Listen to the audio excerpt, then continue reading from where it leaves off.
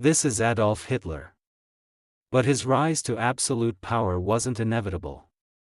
Just years before plunging the world into war, he was a failed artist and a jailed revolutionary whose political career was circling the drain. His ascent was made possible by a series of shady, secret deals cut by powerful men who were convinced they could control him.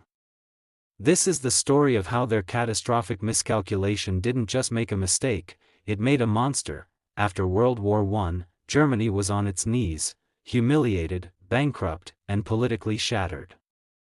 The young democratic government, the Weimar Republic, was failing.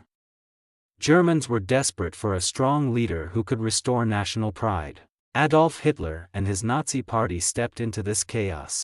But his first grab for power, the 1923 Beer Hall Putsch, was a total flop. Thrown in jail, his movement looked finished. He realized popular support alone wasn't enough. He needed a different path to power. He needed the elite. By early 1933, Germany's government was paralyzed.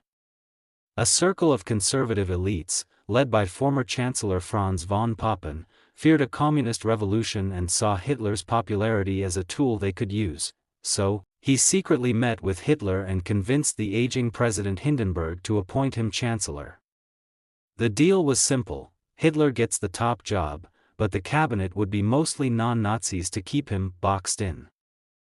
They thought they could play him like a puppet. Hitler had his foot in the door, but not absolute power.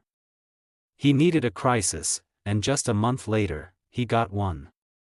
The Reichstag, Germany's parliament, was mysteriously set on fire. Hitler immediately blamed the communists and convinced President Hindenburg to sign the Reichstag fire decree.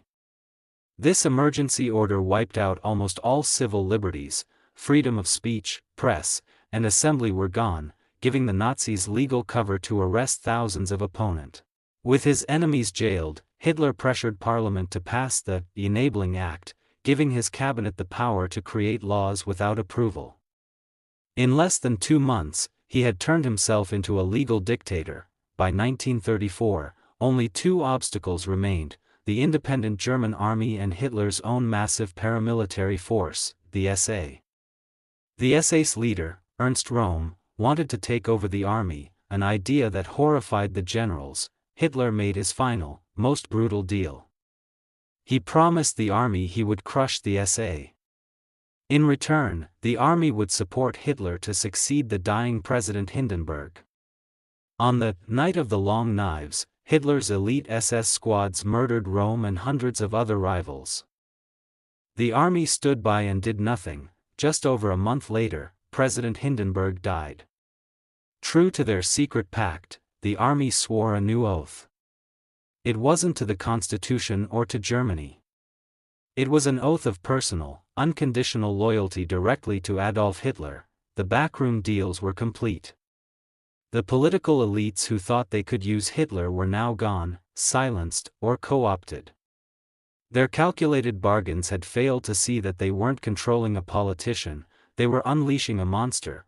What do you think is the most overlooked factor in Hitler's rise? Let us know in the comments below, and if you want to learn more about critical turning points in history, make sure to subscribe.